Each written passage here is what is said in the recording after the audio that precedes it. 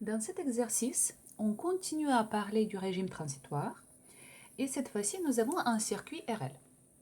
Donc, nous avons une bobine de coefficient d'auto-induction L. Nous avons également une résistance R et un générateur E. Au moment T0, on ferme l'interrupteur et on cherche à connaître comment évolue le courant qui traverse la bobine et comment évolue la tension aux bornes de la bobine. Donc, on commence toujours par les flèches de courant et les flèches de tension. Nous avons seulement une boucle, donc le courant déjà est défini. Et maintenant, on va traiter la résistance et la bobine. On va considérer les résistances et la bobine dans la convention de récepteur, c'est-à-dire que la flèche de tension contre la flèche de courant. Donc, UL, le courant arrive ici et nous avons UR. Le sens de la flèche de tension aux bornes de générateur de tension, on ne change pas. À l'étape suivante, ce qu'on fait, on choisit le sens de parcours arbitraire. Donc, on choisit par exemple ce sens de parcours et on sait que toutes les flèches de tension qui suivent ce sens de parcours, on va les considérer comme positives et toutes les flèches de tension qui s'opposent à ce sens de parcours, on va les considérer comme négatives. Donc, E suit le sens de parcours positif, moins UL s'oppose au sens de parcours, donc moins UL. On fait tourner UR s'oppose, moins UR. Et tout ça égale à 0. Donc, c'est la loi de Maille. Ensuite, pour toutes les résistances, on applique la loi d'Ohm. Donc, nous avons R et UR égale à R fois I, le courant qui traverse cette résistance. Et en ce qui concerne UL, on va l'exprimer en appliquant la loi pour la bobine. Donc UL est lié au courant qui traverse la bobine comme L, le coefficient d'auto-induction, DI, dt. Donc on va établir l'équation par rapport à I. Ça sera E moins L DI dt moins R fois I égale à 0. Donc nous avons établi l'équation différentielle par rapport à I du premier ordre. Donc on va mettre les deux termes de l'autre côté. Ça sera L DI dt plus RI égale à E. Et on va réécrire cette équation sous sa forme canonique, c'est-à-dire qu'en gardant le facteur devant DI dt égale à 1. Donc ça sera DI dt plus R sur LI égale E qu'on divise également par L. Pour résoudre cette équation différentielle du premier ordre avec le second membre, on sait que la solution, ça sera la somme de la solution générale de l'équation homogène, c'est-à-dire que sans second membre, donc I, je vais marquer H, plus la solution particulière, plus IP. Et on va commencer par la solution particulière. Alors, la solution particulière correspond au cas particulier de ce régime transitoire.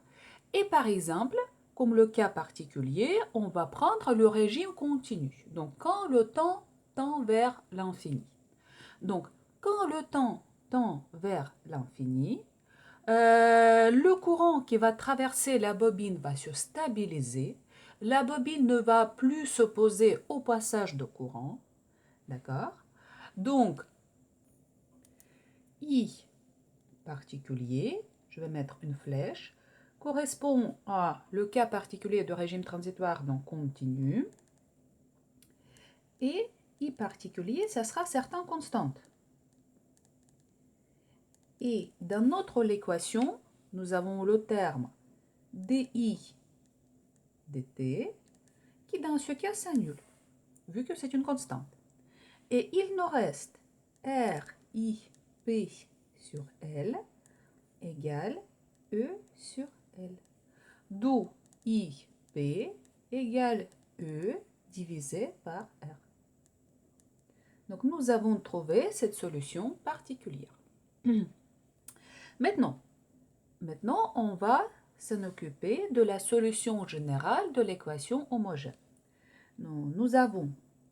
On va réécrire déjà l'équation homogène. Donc d i h dt plus r sur L i h égale à 0. Encore une fois, pourquoi 0? Parce que c'est une c'est une équation homogène, c'est-à-dire que sans second membre. Et la solution générale, on va chercher sous la forme, donc IH égale A exponentielle moins lambda t, où A est certaine constante, lambda est certaine constante qu'on va trouver. Dans ce cas, vu que dans l'équation, nous avons DIH dt, donc on dérive notre IH par rapport au temps, donc ça sera A moins lambda exponentielle moins lambda t. Et je vais injecter cette expression dans mon équation. Donc ça sera A moins lambda exponentielle moins lambda t plus R sur L fois IH. Donc nous avons A exponentielle moins lambda t, tout ça égale à 0. Vu que A est non nul, donc nous pouvons simplifier par le A. Et pareil, l'exponentielle est non nulle, nous pouvons simplifier les exponentielles. D'où moins lambda plus R sur L égale à 0. Donc notre lambda égale R sur L. Et on va réécrire donc IH égale A fois E moins lambda, donc moins R sur L t. En cette étape-là, on ne cherche pas à déterminer la constante A.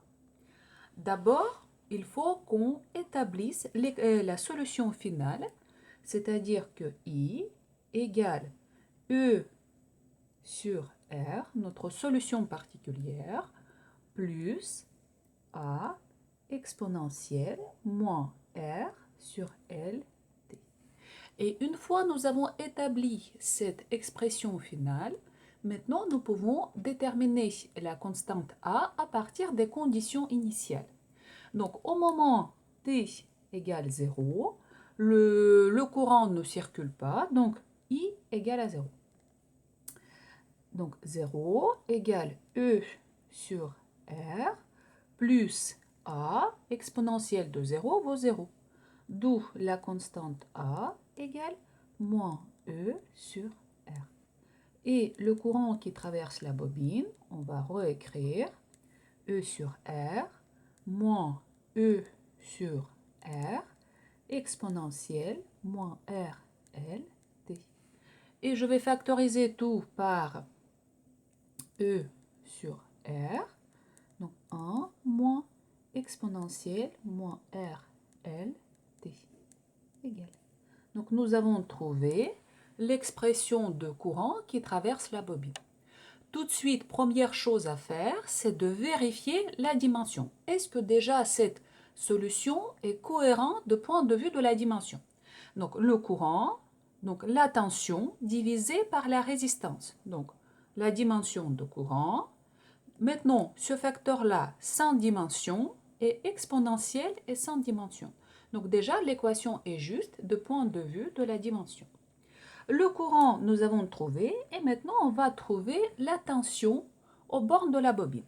Pour cela, on va reprendre cette équation, donc UL égale L dI dt. On va dériver I, donc déjà le facteur E sur R. Quand on dérive par rapport au temps, donc 1 c'est une constante, on dérive l'exponentielle par rapport au temps, donc ça sera moins R sur L. Ce moins et moins se compense et on aura juste R sur L avec le signe plus. Encore une fois, on dérive par rapport au temps, on aura moins R sur L et en plus nous avons un moins ici. Donc moins et moins se compensent. Très bien, et on n'oublie pas également l'exponentielle moins R, L, T.